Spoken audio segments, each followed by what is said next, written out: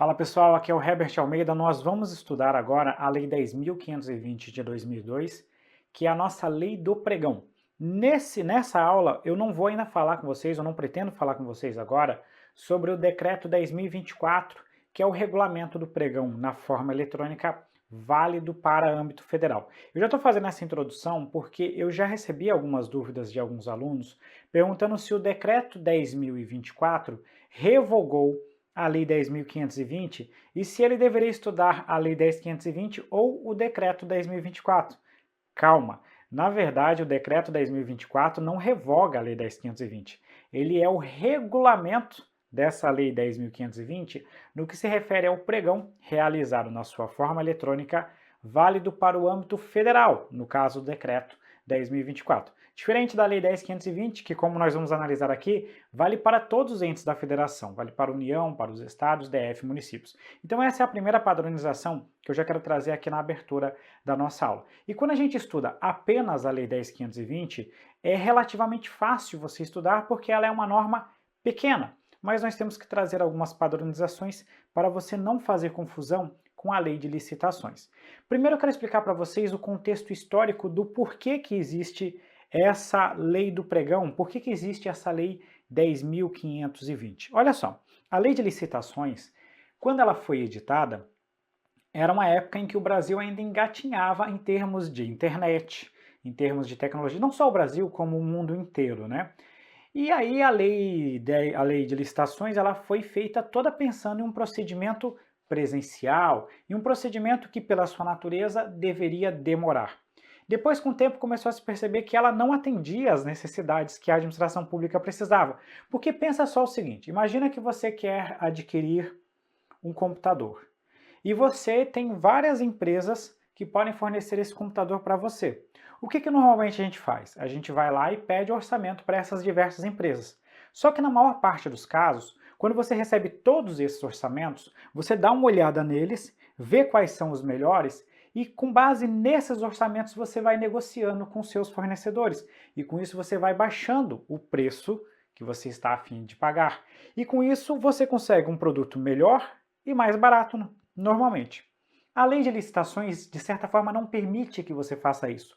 Por quê? Porque se você pegar o procedimento da concorrência, se são apresentadas, por exemplo, 10 propostas, essas propostas, seguindo a regra da lei de licitações, elas vêm em um envelope lacrado. Você abre esse envelope e vê o conteúdo que está em cada uma daquelas propostas.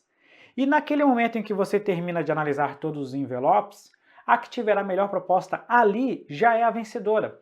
Quer dizer que você vai estar lá com os seus 10 fornecedores, por exemplo, um na frente do outro, você abre aquele envelope e não permite que eles melhorem as suas propostas. É meio que o que veio, veio e ponto final. A lei do pregão, ela melhora isso, porque ela permite que além da entrega daquela proposta inicial, na sequência nós vamos ter uma fase de lances, ou seja, você tem um procedimento competitivo após a entrega da proposta inicial, de tal forma que você pode apresentar, vamos supor, uma proposta de R$ 100, mas você pode ir baixando ela para ficar mais barato, 95, 94, 90 e assim sucessivamente, baixando o preço. Então, a primeira grande vantagem do pregão é justamente ele ter uma fase que a gente chama de fase de lances. Uma segunda grande vantagem que fez ser instituído o pregão é porque o pregão ele tem uma inversão de duas fases clássicas que lá na lei de licitações são realizadas da seguinte forma. Primeiro você faz a habilitação e depois você faz o julgamento. Mas imagine que nessa fase de habilitação tem uma empresa lá que ela teria, a gente ainda não abriu as propostas. Veja só, eu estou fazendo a habilitação na lei de licitações, eu ainda não abri a proposta dos licitantes. E lá tem uma proposta, tem uma empresa que ela vai ter, quando a gente abrir os envelopes, ela vai ter uma proposta muito ruim. E ali na fase de habilitação mesmo, sem nem saber dessa proposta, eu desabilito essa empresa por algumas questões. Ela interpõe recurso, ela entra na justiça, ela faz o negócio atrasar pra caramba e vamos supor que isso atrase a licitação uns 3 meses. Daqui a 3 meses, quando eu abro a proposta dessa empresa, a proposta dela é muito ruim. Ela não teria a mínima chance de ser contratada. Veja só, como você primeiro habilita e depois julga, você pode ter problemas com várias empresas que potencialmente não iriam vencer a licitação. Já no pregão, primeiro você faz o julgamento e depois a habilitação, de tal forma que primeiro você classifica as propostas e depois começa a analisar uma a uma os critérios de habilitação dessas empresas. Com isso, você diminui muito recurso, ação judicial, entre outros problemas, principalmente com aquelas empresas que já não teriam boas propostas. Por isso, nós já temos uma segunda vantagem do pregão.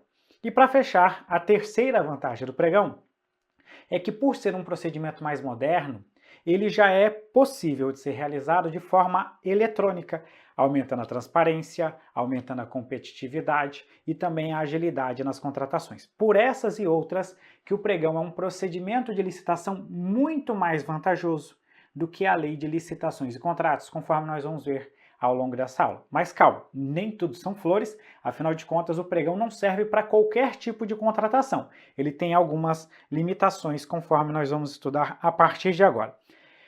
Professor, então me diz aí, já que você me explicou que o pregão ele é um procedimento mais moderno, mais novo, mais rápido, me conta um pouquinho da história do pregão. A gente costuma achar assim, o pregão foi instituído pela Lei 10.520, mas se eu te falar que isso é uma mentira, o pregão não foi criado pela Lei 10.520. O pregão, ele já existe já há algum tempo e ele foi criado efetivamente em 1997, na Lei Geral das Telecomunicações. Ele era um procedimento previsto especificamente para a Agência Nacional de Telecomunicações. Só que se você já estudou a lei de licitações, você sabe que licitação pública, especialmente as modalidades, é um tema que cabe às normas gerais de licitação. E aí quando você pensa, olha, uma lei cria uma modalidade de licitação específica para uma agência reguladora, olha, tem alguma coisa de errado nisso, consegue perceber nesse momento? Além disso, lá um pouquinho depois foi editada uma medida provisória criando o pregão ou instituindo o pregão somente para a União.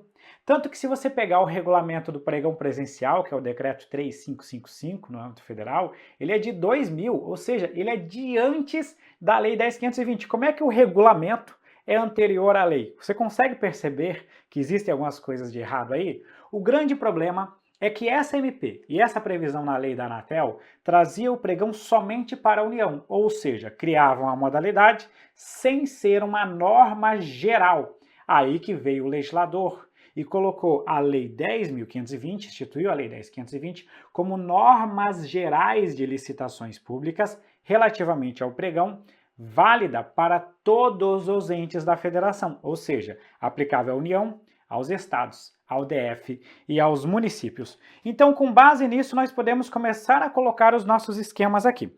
Quando a gente fala então do pregão, o pregão, apesar de ele não ter sido efetivamente criado, mas ele é instituído como norma geral a partir da Lei 10.520 de 2002. Só que aí eu pergunto para vocês o seguinte, essa Lei 10.520 de 2002, ela afasta, estou perguntando, tá? Ela afasta integralmente a aplicação da Lei de Licitações e Contratos?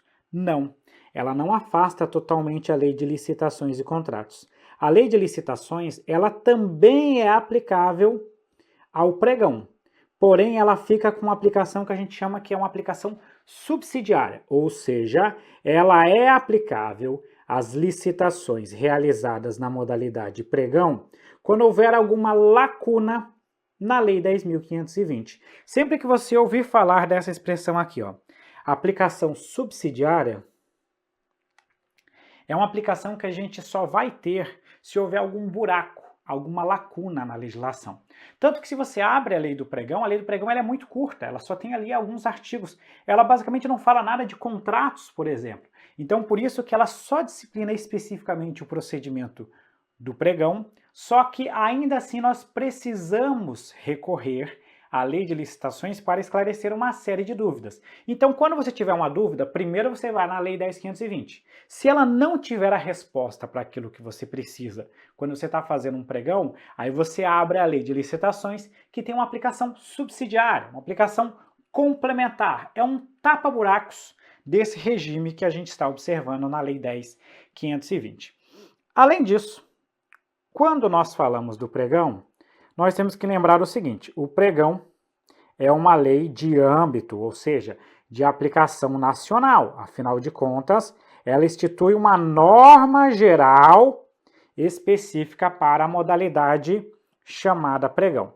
Então eu posso dizer que o seguinte, o pregão, ele se aplica à União, aos estados, ao DF e também aos municípios. E você pode colocar aqui, e essa informação é bem importante para a gente, ela vai ser aplicável às licitações realizadas tanto pela administração direta, como também pela própria administração pública indireta. Olha só, quando nós estudamos a lei de licitações, quando você estuda a lei de licitações, a gente costuma mencionar o seguinte: quando você pega o texto, o artigo 1º da lei de licitações, ela fala que ela se aplica à administração direta, autárquica, fundacional, inclusive às empresas públicas e sociedades de economia mista. Só que se a gente dá um passo um pouquinho à frente, a gente dá mais um passo, eu vou falar para vocês que foi editada a Lei 13.303. A Lei 13.303 trata de um regime de licitação específico para as empresas estatais, empresa pública e sociedade de economia mista. Então, na prática, no mundo real, a lei de licitações, ela não é mais aplicável, pelo menos não como uma norma primária, às empresas estatais. Então, hoje, na prática, eu estou falando aqui de mundo real, né? Outra hora, se você tiver curiosidade, quiser aprofundar isso, você faz uma leitura do estudo da lei de licitações. Na prática, hoje a gente tem o seguinte: a lei de licitações, a lei 8.666, ela vale para a administração direta, para a administração autárquica e para a administração fundacional. A lei das estatais vale para as empresas públicas e sociedades de economia mista, com aplicação da lei de licitações apenas de forma subsidiária ou quando expressamente determinado. E aí eu pergunto para vocês, e a lei 10.520? Ela vale para as empresas estatais? Sim, ela vale para as empresas estatais. Porque a própria lei 13.303 determina que nas suas licitações para a aquisição de bens e serviços comuns, seja adotado preferencialmente o procedimento do pregão regido pela Lei 10.520. Ou seja, antes ou depois da Lei 13.303, não muda nada, basicamente, para empresas públicas e sociedades de economia mista. Elas continuam também sujeitas à aplicação da Lei 10.520. Beleza, já comecei a desenhar bastante com vocês sobre o âmbito de aplicação. Outra informação que eu quero trazer aqui já é uma informação geral do pregão. O pregão, ele é uma modalidade de licitação que pode ser utilizado quando a administração pública desejar adotar o sistema de registro de preços, o nosso SRP. Por que eu estou trazendo essa informação? Porque se você abrir a lei de licitações e você for lá no artigo 14 e no artigo 15, que tratam das compras dentro das licitações públicas, você vai ver lá que se diz que deverá ser adotado preferencialmente, né, ou sempre que possível, o sistema de registro de preços. E a própria lei de licitações fala que o SRP terá como licitação a modalidade concorrência. Então, se você só considerar a lei de licitações, para fazer um sistema de registro de preços, só cabe a concorrência. Só que a lei 10.520 ela foi além. Ela falou, ó, se você for fazer um SRP, pode até ser SRP para o sistema de saúde, inclusive, você pode utilizar o pregão quando você estiver fazendo um sistema de registro de preços para aquisição ou para um registro de preços de bens e de serviços comuns. Resumindo, se você ouvir falar em SRP, você sabe que pode adotar tanto a concorrência, com base na Lei 8.666, como o pregão, com base na Lei 10.520. E o último termo, o último tópico aqui para a gente fechar essa abertura, é a questão das formas de realização do pregão. O pregão, ele permite a utilização do procedimento presencial. E eu vou dizer para vocês o seguinte, se você só lê a Lei 10.520, a lei propriamente dita, ela regulamenta, ou ela disciplina basicamente o procedimento presencial. Quando você lê o artigo 3º e o artigo 4º da Lei 10.520, eles estão disciplinando o procedimento presencial do pregão. Só que se abre brecha logo na abertura da lei do pregão para a utilização de procedimentos eletrônicos de contratação. É aí que entra a regulamentação para a realização do pregão na sua forma eletrônica. Então nós temos o pregão tanto na forma presencial, como também o famoso pregão eletrônico ou pregão na forma eletrônica. Pessoal, genericamente, tá? E aqui nesse momento nós estamos estudando apenas a Lei 10.520, genericamente, a escolha do procedimento, seja o presencial, seja o eletrônico, é discricionária. A escolha é facultativa. A administração pode escolher um ou outro. Só que quando você começa a estudar os regulamentos, eu vou pegar aqui como exemplo o decreto 10.024, o decreto 10.024 diz o seguinte: a aquisição de bens e de serviços comuns deve seguir o pregão na forma eletrônica, salvo se demonstrada a inviabilidade ou a desvantajosidade desse procedimento. Então, normalmente, os regulamentos, eles ou instituem o pregão na forma eletrônica como obrigatório ou pelo menos como preferencial. No âmbito federal, ele a priori é obrigatório, exceto se for demonstrada uma desvantagem ou uma inviabilidade, que cai entre nós, né? Em tempos modernos, em que qualquer canto que você vai, você tem internet, basicamente, hoje em dia, para você conseguir demonstrar uma inviabilidade ou uma desvantajosidade do procedimento na forma eletrônica, é bem difícil, né? É bem complicado. Então, por isso que hoje em dia, cada vez mais, você vai utilizando o pregão eletrônico em detrimento do pregão meramente presencial. Avançando mais um pouquinho aqui, eu vou trazer para vocês uma questão de prova. Essa questão diz para a gente o seguinte: ao licitar a compra de peças sobressalentes para a manutenção de equipamentos hospitalares, a administração de um hospital público optou pela modalidade pregão. O padrão de qualidade das peças foi bem definido no edital, visto que as suas especificações são usuais de mercado. Considerando esse procedimento licitatório, julgue o item seguinte: apesar de haver legislação específica que trata da modalidade de pregão, aplicam-se subsidiariamente no processo licitatório em questão as normas contidas na Lei 8.666 de 1993. Esse quesito está devidamente correto. Por quê? Porque a norma primária, quando você fala do pregão, é a Lei 10.520. Porém, mesmo nesse caso, mesmo existindo uma norma específica para ele, né? Quando eu falo norma específica, não é que é uma lei de normas específicas, mas uma norma específica como que existe uma legislação própria para o pregão. Ainda assim, eu tenho uma aplicação subsidiária da lei de licitações, em diversos aspectos, como por exemplo nos aspectos contratuais. Com base nisso aqui, essa assertiva está devidamente correta.